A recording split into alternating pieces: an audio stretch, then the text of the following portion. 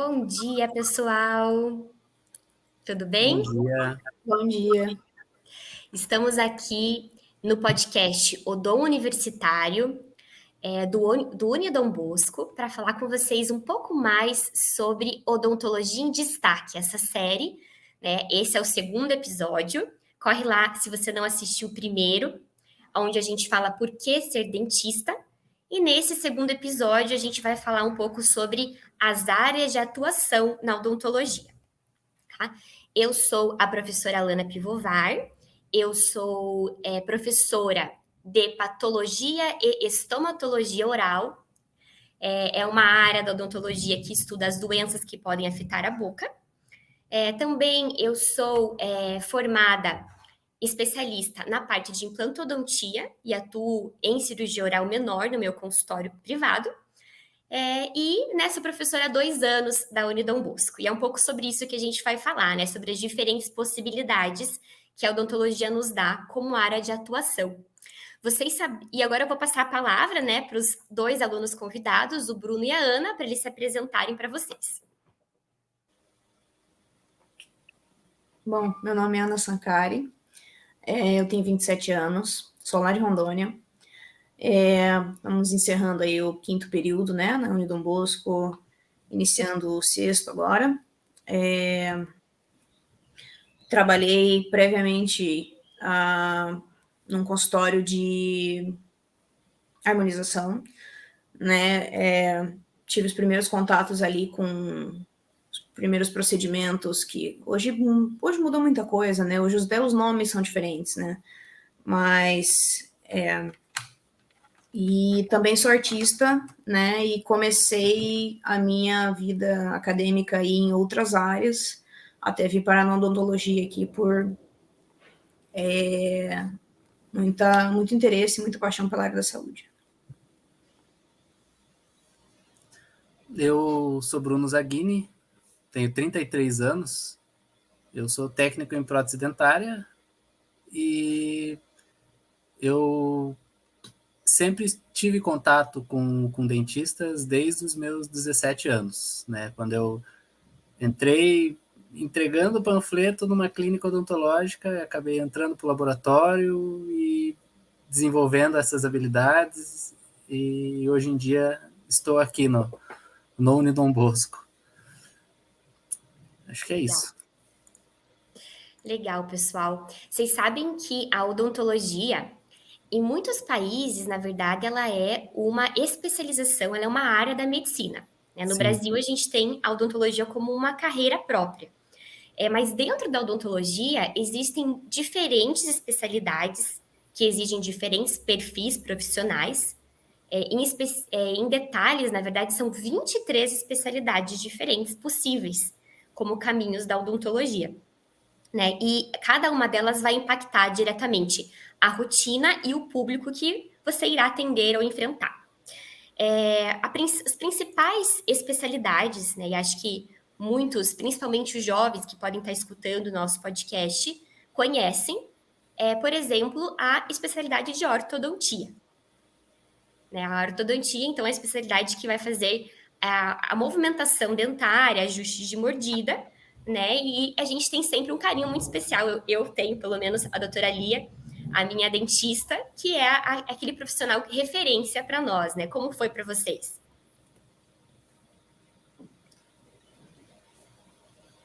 Bom, diferente do Bruno, eu tive contato com odontologia acho que só agora, né? Quando eu decidi entrar e por acaso também trabalhei durante um ano num laboratório de prótese, né? Também acho incrível, fascinante. Mas o que me trouxe para esse lado foi ver, assim, meus pais são médicos, os dois, né? Meu pai é cirurgião, ele fez cirurgia geral durante muitos anos e se especializou em harmonização, né? A gente trabalhou junto.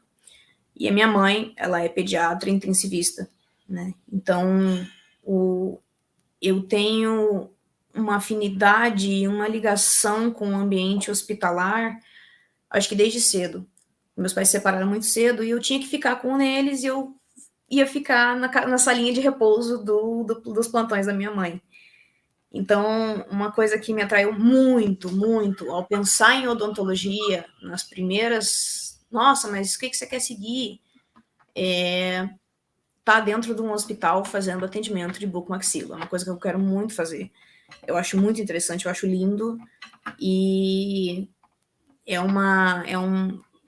traz uma agitação, assim, para a vida, né? Você tá num pronto-socorro, você lidar com situações muito mais complicadas, que não são ambulatoriais, em que você não vai lidar diretamente com o paciente no momento do procedimento, né? Mas que é tão importante, eu acho que ali, mais no âmbito de vida mesmo do paciente, para que ele volte a não só se apresentar e ser menos seguro na sociedade, mas para que ele possa viver com qualidade, né? Porque a gente sabe que muitas intervenções cirúrgicas que a gente vê em UTIs que tem intervenção de cirurgiões bucomaxilos são muito graves, né? Então, eu gostaria muito de viver essa emergência, essas urgências, assim, diferentes de um ambiente ambulatorial de consultório, né? Eu acho muito interessante, talvez muito amedrontador, mas também tão fascinante quanto fazer procedimentos menores em ambulatório, como, né, pequenas cirurgias e harmonização, por exemplo, né, dos procedimentos que sejam um pouco mais intensos, né? Legal. Sabe, Ana, vamos contextualizar para os nossos ouvintes, né? A cirurgia bucomaxilofacial é uma especialidade que ela é responsável por fazer, então, cirurgias orais maiores a nível hospitalar. Não só hospitalar, mas em grande parte hospitalar. Não existe a especialidade da odontologia hospitalar. O que existe hoje é uma habilitação. Porque na odontologia hospitalar, diferentes especialidades fazem parte, né? A bucomaxilofacial, a cirurgia bucomaxilofacial é uma delas. Mas dentro da atuação do dentista em ambiente hospitalar, acontecem de várias maneiras, né? Então, igual você comentou, cirurgias de trauma, né? Então, trauma de face, cirurgias para tratamento de neoplasias benignas e outras doenças da boca, como cistos e tumores, atendimento de pacientes com necessidades especiais. Então, desde atendimento pediátrico ou outros atendimentos de pessoas que não podem ser atendidas a nível ambulatorial. Há também a inserção do dentista dentro da equipe multiprofissional de atendimento a pacientes oncológicos. Inclusive, a presença do cirurgião dentista é muito importante para a prevenção da mucosite, que é uma complicação do tratamento quimio-radioterápico que causa muita morbidade para esses pacientes. Então, o dentista ele consegue prevenir com o uso, por exemplo, da laser terapia. Também a prevenção da pneumonia associada à ventilação mecânica, a PAV. Então, com a higiene bucal, a remoção de focos infecciosos na boca nos pacientes internados na UTI, né? Então, houve um destaque bem importante na epidemia sobre o papel dos cirurgiões dentistas nos pacientes internados, né, na redução de óbitos por conta dessa pneumonia, e muitas outras, né, sobre o dentista atuando dentro da odontologia hospitalar. Você comentou também sobre a harmonização orofacial no início da tua fala, né? Que seria, então, uma especialidade no momento, assim, uma especialidade em ascensão, em destaque na nossa profissão. Você quer comentar um pouquinho mais sobre ela? Sim, eu acho muito interessante, porque ao ter trabalhado com isso, eu tive contato com, por exemplo, muitos produtos que hoje são totalmente diferentes. Então, de eu ter ficado de 2 a 3 anos afastado, hoje a gente já comenta sobre um procedimento com um nome diferente. E é a tecnologia. Ela está vindo atrás da gente, a gente está correndo atrás dela e usando ela a nosso favor, né? A harmonização, ela é um nível cirúrgico de habilidades manuais incrível. Eu acompanhei meu pai, né, que foi com quem eu trabalhei, e eu vi, assim, as incisões mais lindas, as suturas mais lindas, as cicatrizes menos hipertróficas. Eu vi pacientes levantarem da mesa e verem o resultado e já reagirem de uma maneira positiva, né? Então, eu acho que isso é muito interessante, muito atrativo, e conforme a gente vai evoluindo com as técnicas de aplicação, com os produtos, com os instrumentais, isso vai ficando cada vez mais rico e, inevitavelmente, devido às pressões sociais, de estética e de padrões de beleza e tudo mais, é algo que tende a continuar crescendo, eu acho que no futuro, né? Em pequeno prazo, assim, a longo prazo eu não tenho muita ideia, mas eu acho que existe muito a mudar e muito a evoluir dentro da harmonização, né, em todos esses âmbitos que eu falei.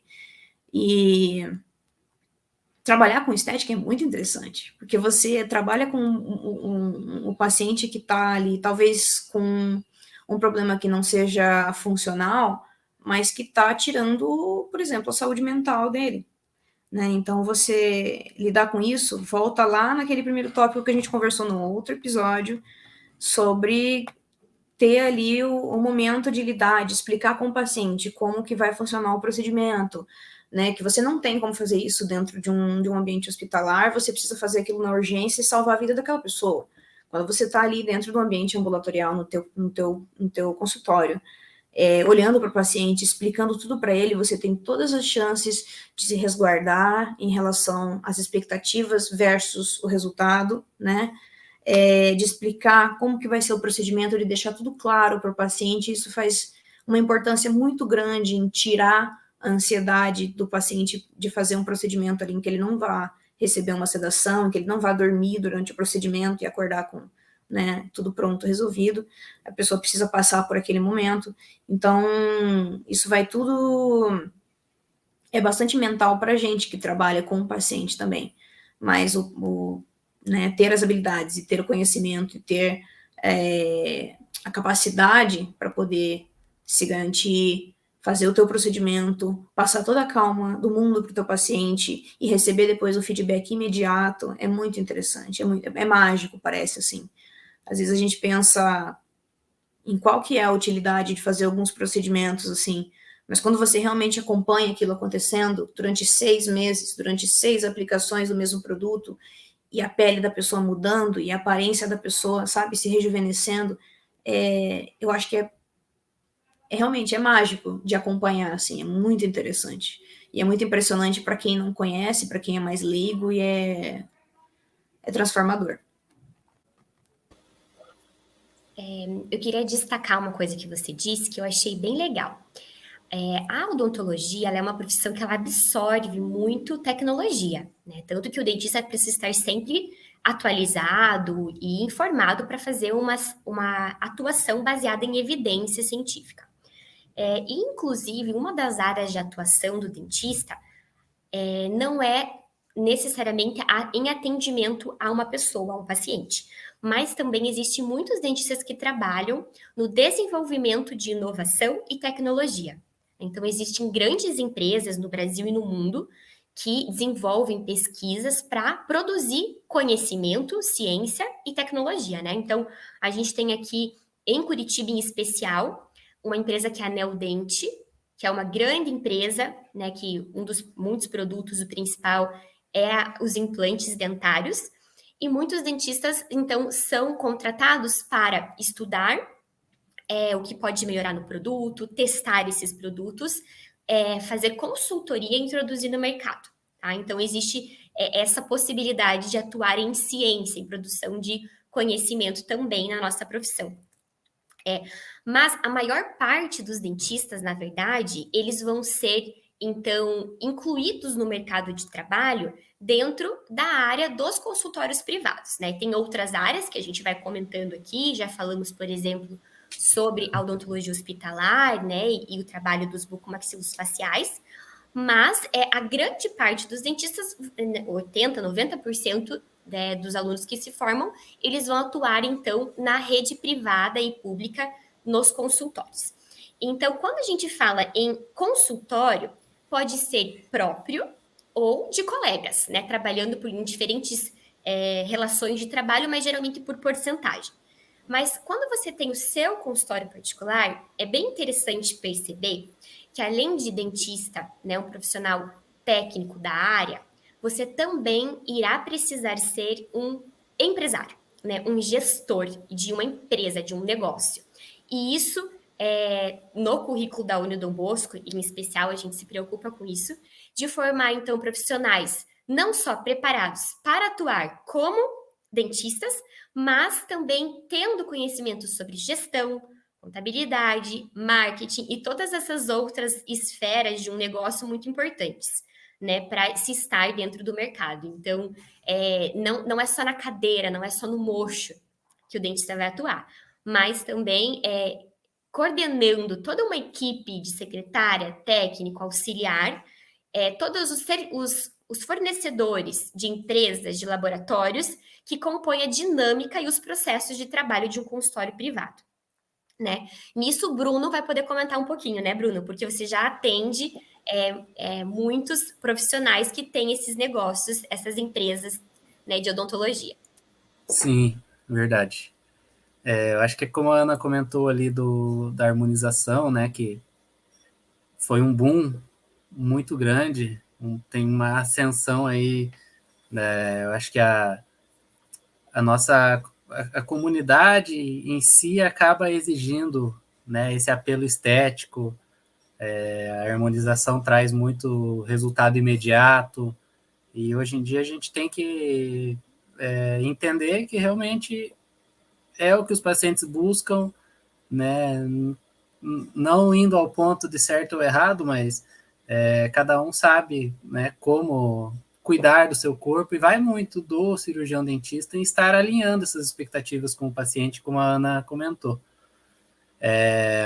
Mas eu, né, já tive uma vivência maior, tenho uma vivência maior, deixo os hospitais para a Ana, né, essa parte assim, sei que é muito importante, mas eu prefiro, acho que essa parte do consultório próprio, ou como a professora comentou, com colegas, parcerias, entre todas essas especialidades que a odontologia tem, todas elas se conversam, né? A maior hoje em dia ainda é a ortodontia. Aqui no Brasil, o maior número de profissionais que são especialistas são ortodontistas, mas outros números vêm crescendo, né? Implantodontia, periodontia, endodontia.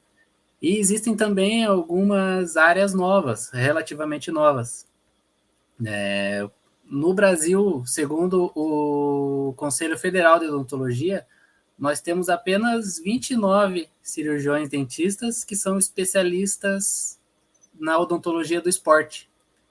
Então, é uma área relativamente nova, muita gente ainda não conhece, né? Então, acho que é interessante o próprio uso das redes sociais, a gente fazer toda essa divulgação, né? Vários clubes de futebol já entenderam a importância de um dentista dentro do clube e eles sabem, existem artigos, vários trabalhos, pesquisas que mostram a importância da saúde bucal no desenvolvimento, no desempenho do atleta.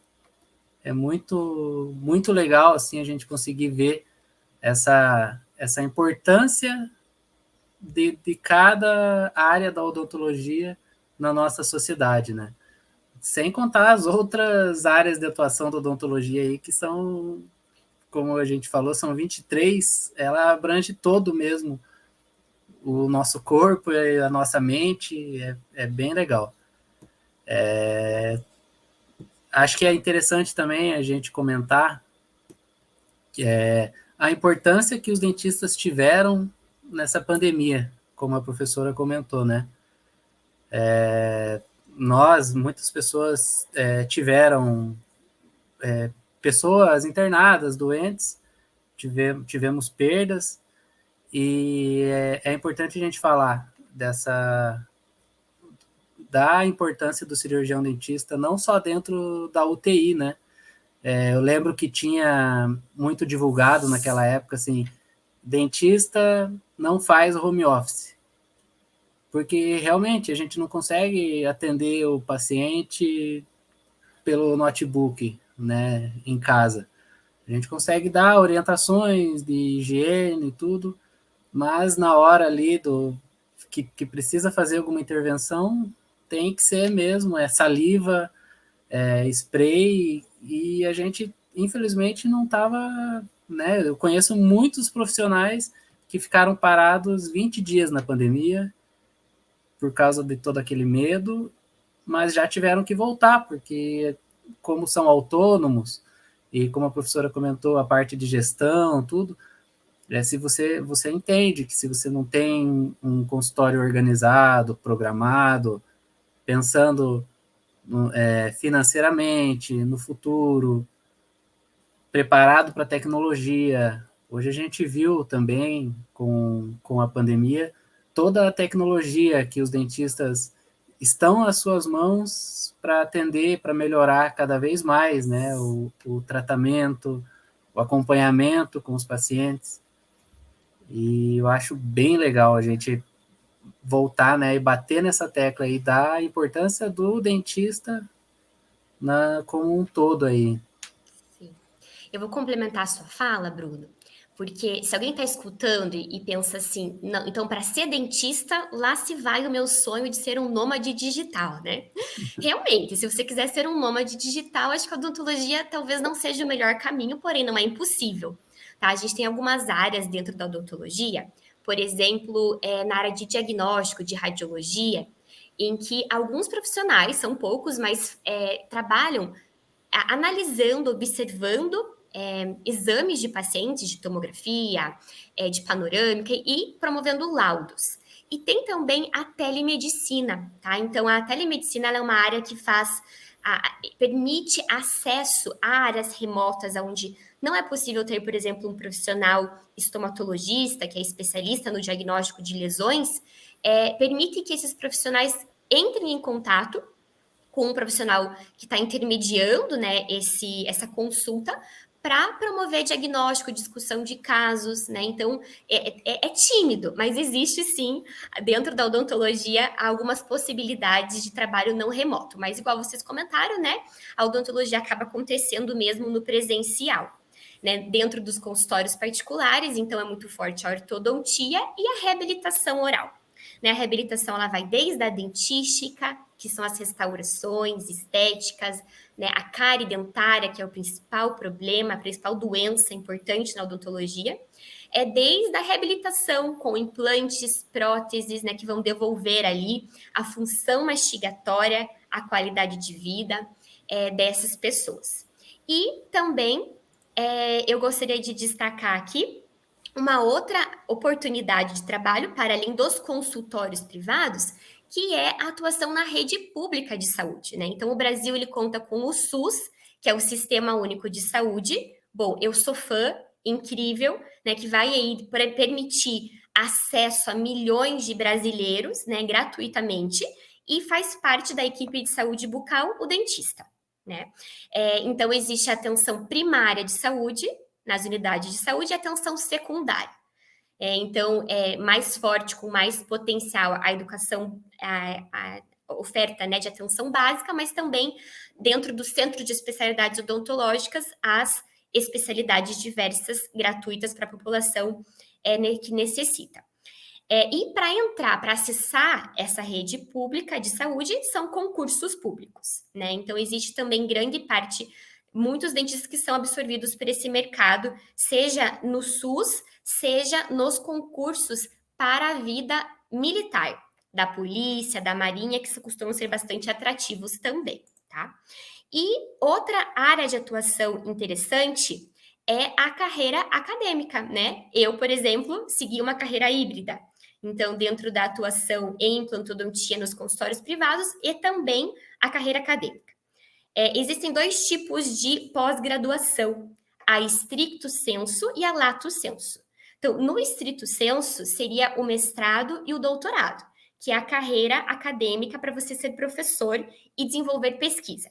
E a lato sensu seria os cursos de pós-graduação, que são esses, para você poder ser especialista e atuar em uma determinada área, né? Implantodontia, odontologia do esporte, endodontia, que é o tratamento de canal, e as 20 outras 3 que a gente comentou. Né? Para a área acadêmica, como que a gente faz? Então, termina a graduação e você pode, então, fazer um mestrado, né? Que pode ser privado ou público, aonde você vai aprender a ser professor. É um título para você poder exercer a docência. E, na sequência, o doutorado, que é um título para você ser pesquisador. Aí são 2 anos de mestrado e 4 anos de doutorado. É para você ser professor universitário, tanto a nível de graduação, né, que seria então para formar futuros cirurgiões dentistas, ou a nível de pós-graduação, dentro de uma especialidade de uma área determinada, tá? Então, com isso a gente falou sobre uma outra área de atuação que é a carreira acadêmica. E podemos comentar também sobre, bom, já falamos sobre as empresas, inovação, tecnologia. Pessoal, vocês querem agregar algo mais diferente sobre as especialidades e as áreas de atuação da odontologia? Eu quero fazer um comentário que a professora colocou que a gente não consegue ser um nômade digital, né, na odontologia. Porém, eu acho que é interessante, é válido a gente comentar que hoje em dia os cursos online eles estão muito fortes, né? A gente vê vários dentistas fazendo conteúdo, não apenas com o intuito de informar, né, os seus pacientes, mas com o intuito de vender conhecimento para outros dentistas. Então, essa é mais uma área que os dentistas têm, né? Eles só, lógico, é interessante que eles entendam os futuros alunos do Unidom Bosco, entendam principalmente que você tem que ter um título, você tem que ser mestre, você tem que ser especialista, você tem que ter a vivência prática, clínica, para poder, muitas vezes, querer ensinar uma técnica nova, revolucionária, para outros colegas, né? Acho que esse é mais um nicho, digamos assim, que a odontologia acaba proporcionando para os dentistas. É verdade, Bruno, bem colocado, né? A odontologia, ela está completamente inserida no mundo digital e as necessidades, né, as oportunidades e as exigências que isso acaba acarretando, né? Então, o mundo digital está muito presente no nosso dia a dia. Então, a gente tem que dominar essas áreas, gostar, tanto para o marketing quanto para consumir conhecimento, né, para transmitir conhecimento. A odontologia é muito moderna. E eu gostaria de encerrar esse episódio falando isso, né, que apesar de ser a odontologia ser muito operatória, né, quando comparada a outras áreas da atuação dentro da medicina, das áreas da saúde, ela é muito operatória. Porém, dentro dela, existem diferentes especialidades que vão exigir diferentes habilidades, tanto a nível de público, a nível de habilidade manual e de interesses. Ela é muito democrática, tá? Tem espaço para bastante gente para atuar de diferentes maneiras, tá? Então, com isso, eu encerro o segundo episódio da série Odontologia em Destaque. Nos vemos no terceiro. Obrigada, Bruno, Ana, pela participação hoje. Tchau, tchau. Obrigado. Até mais. Tchau.